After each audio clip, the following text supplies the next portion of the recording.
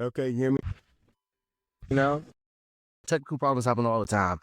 I ain't worried too much about it, Mr. Rasley. Thank you so much for coming on the show, though. Well, So I went ahead and kind of... It's been a struggle for us to get together. My pleasure. Exactly. Don't hold back how you feel. Welcome to the platform for the misunderstood and creatives alike. So roll a joint and pour a shot. You're listening to the Goshen Walk podcast, the show that brings your after hours talk to daytime. No wrong opinions and all unfiltered. With your host, Vic Orr.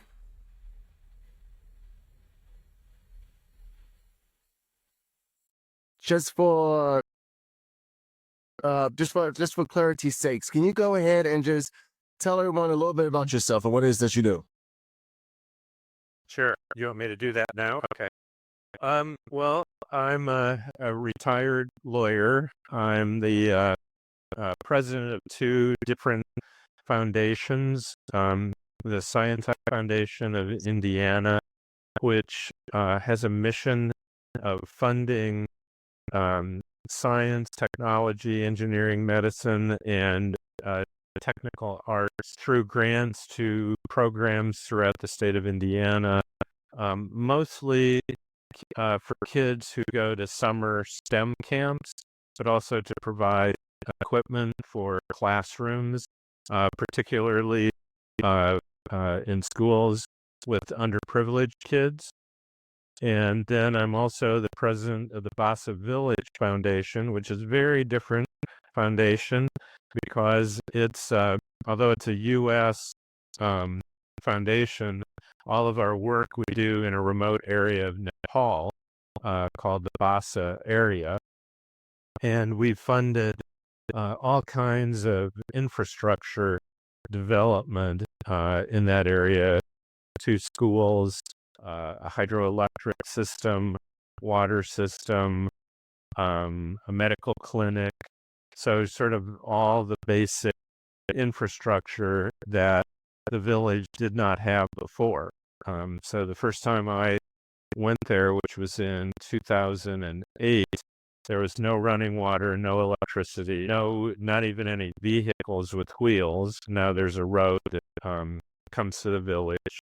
And people were basically living the same way that we think of people lived in the Middle Ages, although at least lots of people in the Middle Ages had running water. But so, Wow. Both working on both of these foundations has been very gratifying because it's, it feels good to help kids who are interested in developing educationally within my home state, Indiana, but it also has been really interesting to work with these people in such a remote area in the Himalayan region of Nepal. That's beautiful. That's beautiful. So you went to Nepal and you pretty much changed their infrastructure and the way that they went about their day-to-day life, the way they lived, and kind of, in a sense, some would call it creating a more civilized atmosphere, to whereby there's growth for the people of Nepal. And you did that by creating foundations, literally. And so that's amazing. That's beautiful. So quick question, since we're on the topic, I noticed that you said that you're culturally sensitive to certain cultures. So when you went to Nepal, you didn't go there with the mindset, as in, these people need this and they don't have it, they don't have that, they don't have that, so let me just do it. You realized you knew what they needed, but you integrated within their culture, being respectful. And how did the people of Nepal recognize your works and treated you for your efforts and improving their day-to-day life? You make a really good point about being culturally sensitive, because each of the projects that we've done, the local people requested. So it was never our intention, and myself and other members of our foundation, to go there and tell local people, here's what you need. My my first contact with them was because I was in a mountaineering expedition group, and our guide and our cook and all of our porters were from this area. And they asked me if I would raise $5,000 because they had a little school that had 3 grades, and they wanted to add a 4th and a 5th grade. And they said if I could raise $5,000 and donate it to the school, they could add 2 classrooms and pay 2 teachers for 3 years, which, I mean, you think $5,000 to add 2 classrooms and pay teachers for 3, I mean, it was, I mean, I couldn't say no. And so that's how my relationship with that area started. And so every project we've done has been because they requested it. And then the local people, they build it themselves. Like, they built their school. Pretty much it was a partnership. It was a partnership between the people of Nepal and you and your foundation, in which it was a mutually beneficial accomplishment on both ends. So amazing. That's amazing. Doing a little research about you, you kind of give me a nomad type of vibe, like reading, like checking out your book, checking out your works, reading your backstory. I know that you said that you dropped out of college one term and then you went traveling, and I believe you was going to it's a whole jigamacauley. But now it's interesting. I'm gonna get onto that later on in the episode. One of the things I just wanted to touch topics on, because since we're talking about culturally sensitive, doing that in Nepal, here in the States. Now, do you think United States is a culture as a whole? Like, what's your view on the United States as being a culture? Do you think this is a culture from an anthropological point of view? Do you think that the United States can be a culture, or is it a culture compared to other countries? Well, I think the United States has exported certain aspects of its culture to other countries, like Hollywood in particular, popular music, sports, the kind of surface level cultural aspects.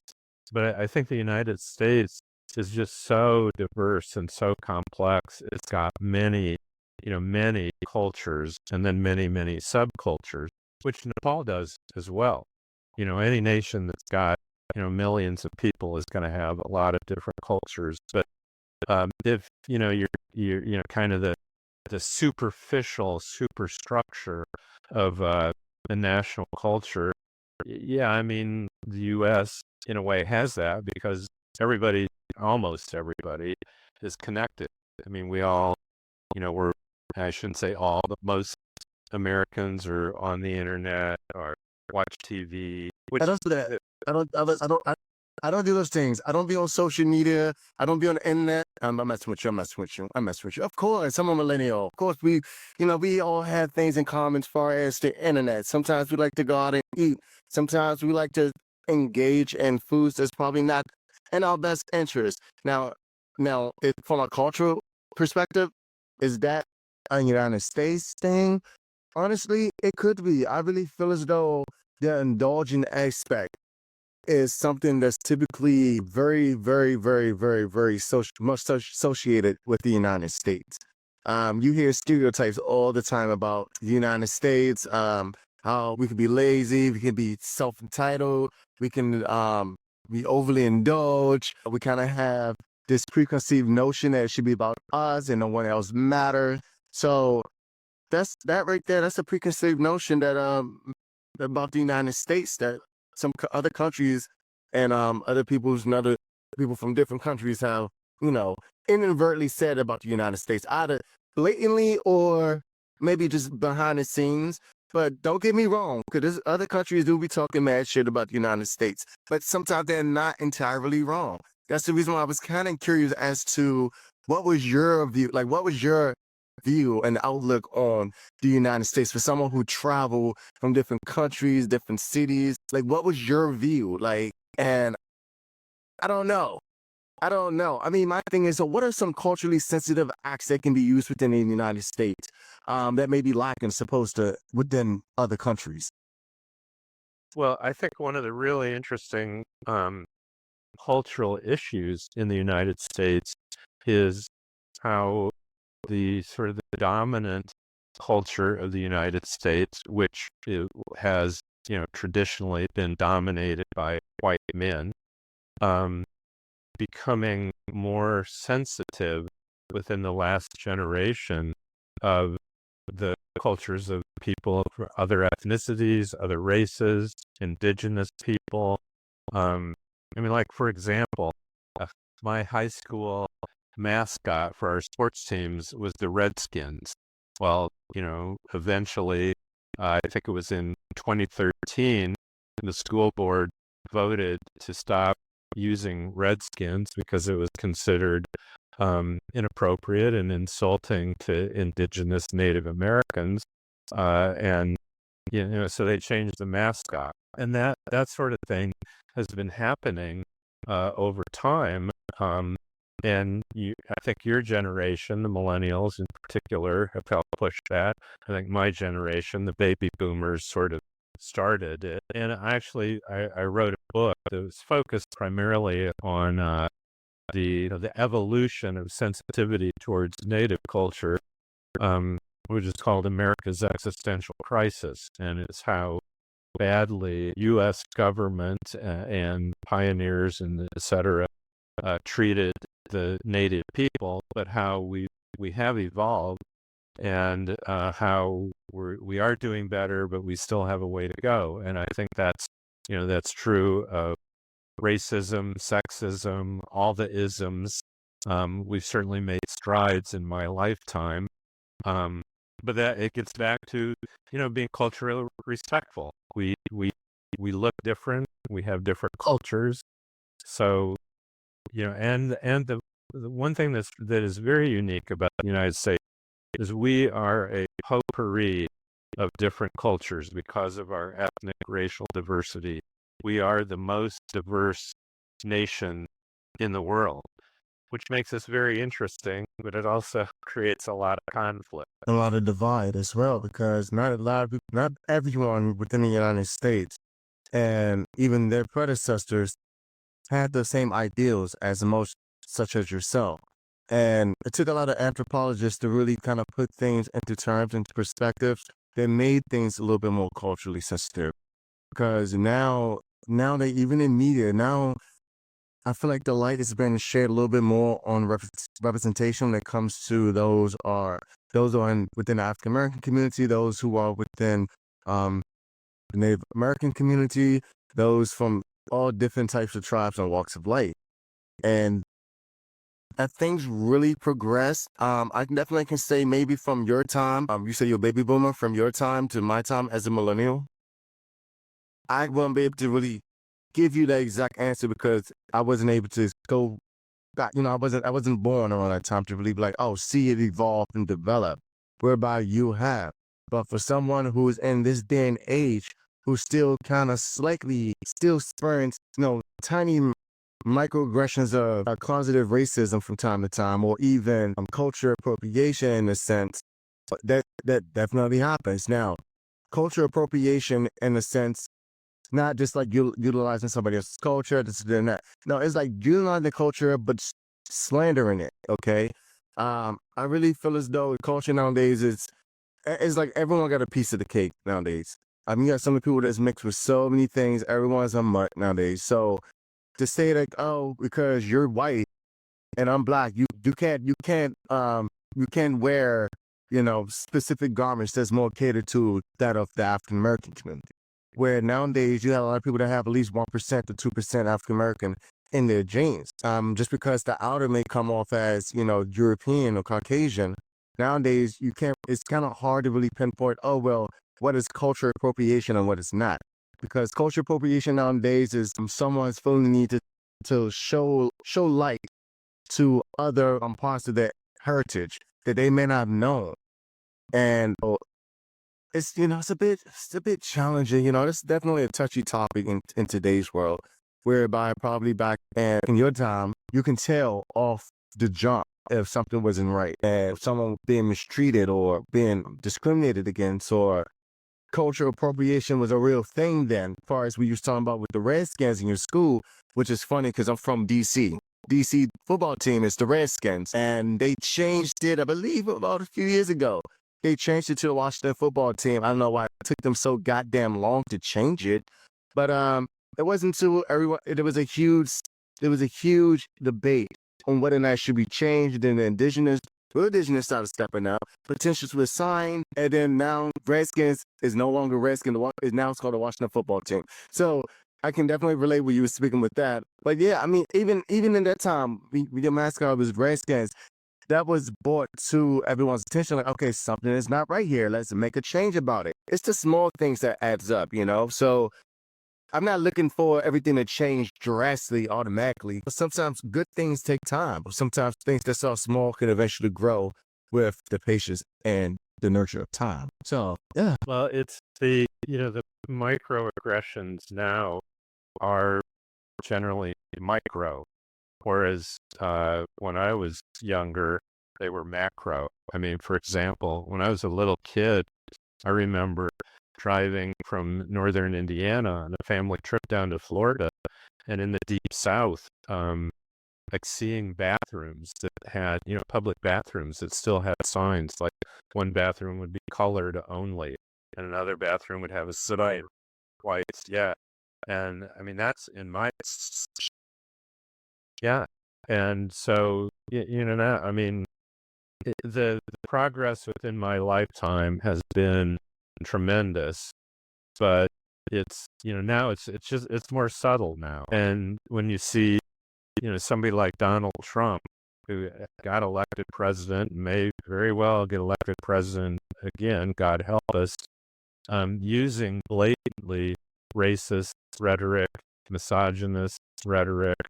I mean, he is such a throwback in a way. To me, it's shocking that so many Americans are willing to vote for somebody who isn't very subtle about. I mean, he's going back to sort of macro aggressions. I mean, the way he talked about Mexicans, all those Mexicans pouring across our borders are criminals, rapists, murderers. I mean, it's just no. Yeah, definitely. He's definitely a closeted racist in that case. And speaking of Mexicans, should I say? No.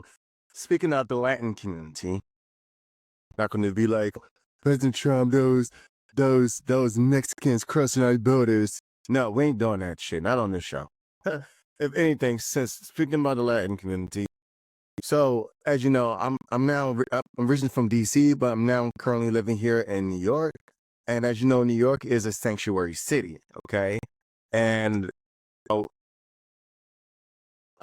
got other cities that sanctuary, other states, California, Oregon. So just to name a few. Anyways, so these local laws that's been put into place to protect undocumented immigrants from deportation and prosecution in the sanctuary city here now. So there's been a huge debate of whether or not Joe Biden did this city justice. The mayor, Eric Adams, did this city justice by allowing undocumented immigrants to come into the city. Since my time of being in New York, which has been 2 years roughly, I really feel as though as a whole is not as bad as people deemed it out to be. I really feel as though they taken one bad apple with the whole migrant crisis and exploiting it and making it more than what it is to reverse what Biden was trying to do in the beginning. I really feel as though the narrative has been switched and changed. I personally don't feel as though like, oh, well, the immigrants, they are sitting here trashing our streets. Well, for one, New York streets have already been fucking trashed. Let's go and get that straight, okay? They've already been trashed. But two, there have been numerous cases of theft.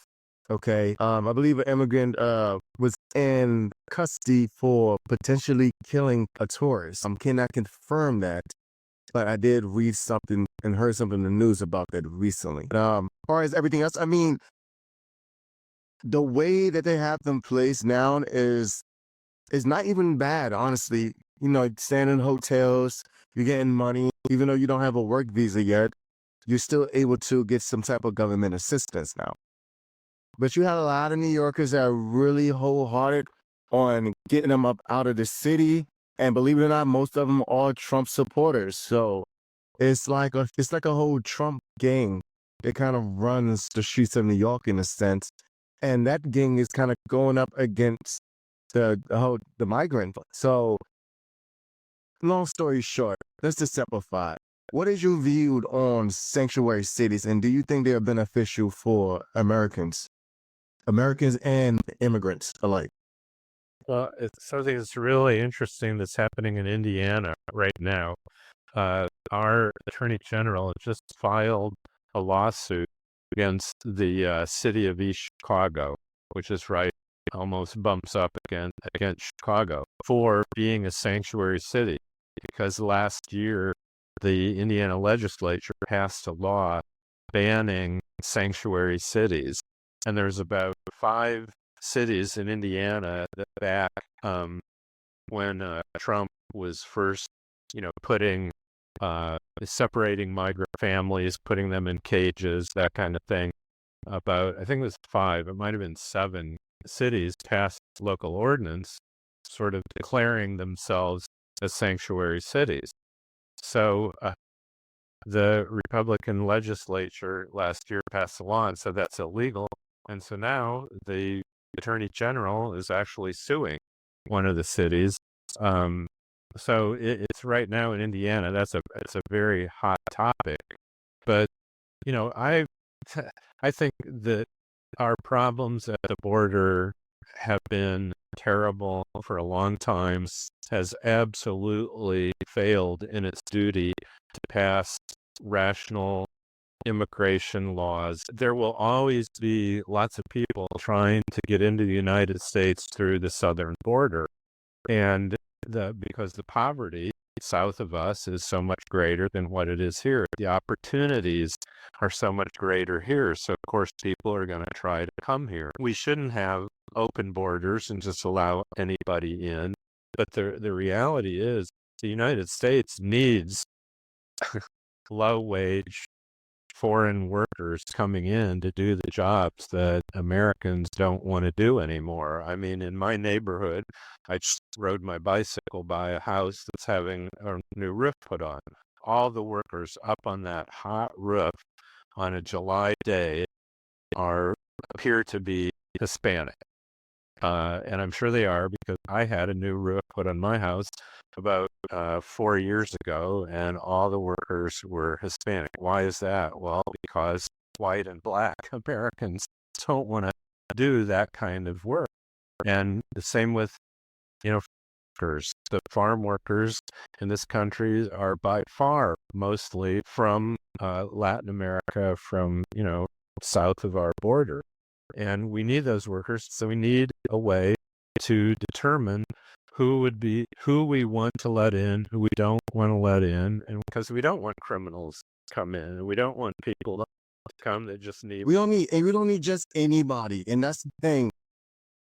We do need workers. Like I said previously, the United States is so diverse, and we do need workers. We do need individuals who's willing to maybe do the jobs that most Americans won't do, or to work with Americans to achieve the same goal. And I really feel that the criteria to come in should definitely be looked at a little bit more, because then you won't have certain things such as, killings and rapings that's been happening all around 42nd Street in New York. And yeah, it's a touchy topic. Honestly, I really think that in the long run, I really believe and hope that everything does work its way out. Now, so let's go ahead and speak about your books. And there's one in particular that I just want to get into, okay? It's a hitch. So it's a hitchhiker's big adventure now. On the road from Indiana to Key West and New Orleans for Mardi Gras 1972. Now, you stated in this book, you speak about meeting gypsies, tramps, and thieves, good Samaritans, and Jesus in a Ferrari. What the hell was that experience like? Jesus in a Ferrari? I met all those kind of people when I was 18 years old. I went to college for 1 semester, dropped out, worked in a factory for a little while, saved up some money, and walked to the edge of my town and started hitchhiking south. And I met just most interesting people. All kinds of different people, some crazy, some highly intelligent. I mean, I got what they called flirty fished into going into a Children of God cult commune for a few days. Yeah, I mean, I met gypsies, I met tramps, I met thieves, and I met Jesus in a Ferrari. This guy picked me up in a Ferrari, which, Ferraris don't stop for hitchhikers, but this guy did. And he was living his life as close to the way he saw Jesus as he could. So every time we saw a car stop along the interstate, he would stop and we would offer to help. And he gave the money, and he had in his trunk these boxes of grapefruits and oranges. And he'd give them grapefruits and oranges and money and help them. Every single person we encountered, he did that. It sound like you went for the ride of your life. It was quite an And yeah, definitely an experience that most dream of. Some think of doing, but never get up from the couch to do it. And I love it. That's why I say, like, you kind of have like this nomadic spirit about you. Like you break the confines of the norm, and it's typical, and you go out and explore for the answers and the truth. And yeah, that's interesting. I love that. I love that about you. Thank you. Okay. So are you working on anything new? Well, yeah, it's very slow. My wife and I, when the pandemic hit, we started a routine that we're still doing. This is almost every weekend. We pick out a small town in Indiana, and we drive to it, and we walk around, and I take a bunch of pictures, and then I research the history of it, and I write up a post on Facebook for it. And we decided we're going to turn this into a book. We visited about 100 different towns, and so she's actually working on the introduction and taking a very long time to do it. But she's an English professor, so of course she has to have it just perfect. While I've written up all these different towns. And so, yeah, it's going to be like a travel log to where it's going to, our working title is Wander Indiana to Small Towns. And so, yeah, that's our current thing. And it's been really interesting because small towns, we were talking about culture. Every small town has kind of its own local culture, and we find a sort of a mom and pop local restaurant, eat there, try to start up conversations and learn about what people think about their own town. And then we record our own impressions of it, and eventually is going to become our next book. Nice. That's really awesome. Still adventure and sponsoring, although in a more of a local area than good way across the world. Do you know how many people aspire to achieve just that, to be able to say that to been through and done so many occupations within their time, and to be able to create a craft, to do something crafty, or to create a new chapter in their life with their life partner, and just working alongside each other? Like it's like no sweat off your brow. Like you just seem like it's just second nature, and it's a breath of fresh air just to see how equipped that you are at everything that you've been through, and to continually move forward and have the strongest ideals of someone such as yourself, and and just still be creative and constantly growing and evolving. That's amazing. Can you just tell listeners where they can find all your works? Yeah. Well, I have a website, which is my full name, so www.jeffrasley.com. And I also have an author's page in Amazon, so you just input my name, you'll find it. Or you just Google my name. I'm sort of all over the internet because I've written about 80 different articles that show up, and now I'll show up through your podcast. So, yeah. Dash it off show, yeah. Gotta give us love. So You already know. So all this information will be linked in the description, as far as Jeff Rasley's book, his stories. I can also check out the information about his foundation and everything else that we discussed today and so much more. And yeah, I mean, this pretty much concludes this episode of Dash It Out. Namaste, my friend.